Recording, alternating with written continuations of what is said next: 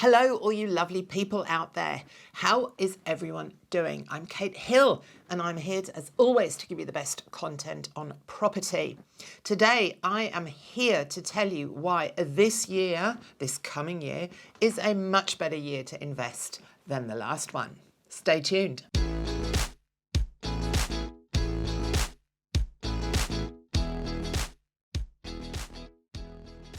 Now, so much has been written about the increase in weekly rents that have been recorded over the past year all across Australia. According to CoreLogic, in the year to July, Australian median rent values increased 7.5%, which is the strongest annual appreciation in rent since December 2008.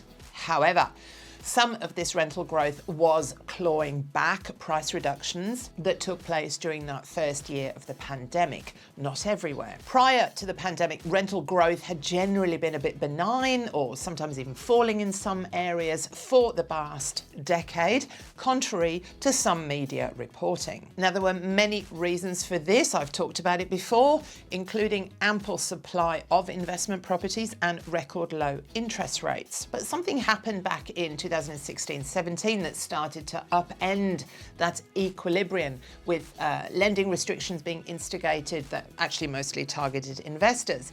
The Australian Labor Party were also threatening to remove the negative gearing tax policy because of so-called greedy investors rorting the tax system. Utter nonsense, of course, but that's what they were threatening to do. This naturally made many investors really wary of purchasing and thus adding to the rental supply. Then we had the floods, then we had bushfires, also scaring investors away.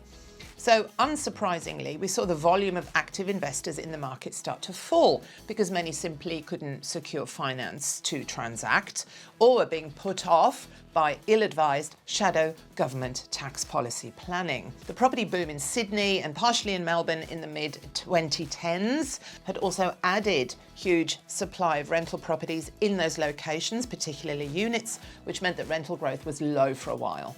A huge influx of new supply in Brisbane had the same effect. However, by July 2019, that supply was starting to get soaked up, plus investors were thin on the ground and removing supply from the market. So that means that rents started to strengthen somewhat until the pandemic hit, and they started falling again in some areas. Now, new exclusive industry research has found that rents have grown at only half the rate of inflation for more than a decade, even after allowing for the past year's rent increases and the current inflation spikes. The Property Investment Professionals of Australia, PIPA, and the Property Investment Council of Australia, PICA, joined forces to highlight the financial reality for millions of property investors in the face of sharply rising ownership costs. The research, which is using the Australian Bureau of Statistics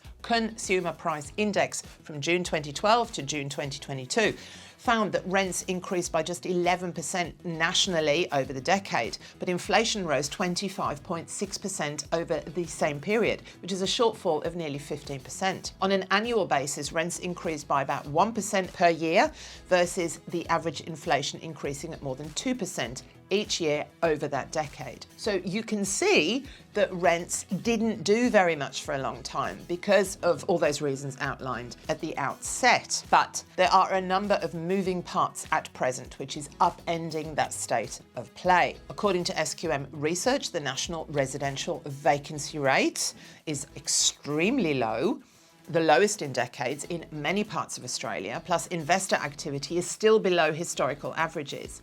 And it's no wonder, considering the bad rap that investors continue to get. Now, that means that there are not only fewer rental properties available for tenants, but investors are still not adding to the usual supply of rental stock, which will mean that the situation will continue to worsen for some time yet. As you no doubt know, especially if you've been watching my videos, the heat has come out of many property markets, which is a good thing for both home buyers and investors. And we are starting to see more stock hit the market as well. Buying conditions are changing. Now, interest rates are rising, but they still remain at levels well below recent historical averages, outside of the emergency rate setting during that pandemic. Any professional working on the buying side of a transaction, we will run off our feet last year. We were so often so busy because there was such little stock available and plenty of emotional buyers paying really silly prices, not us, of course. Now, what we're seeing is not only have markets moderated,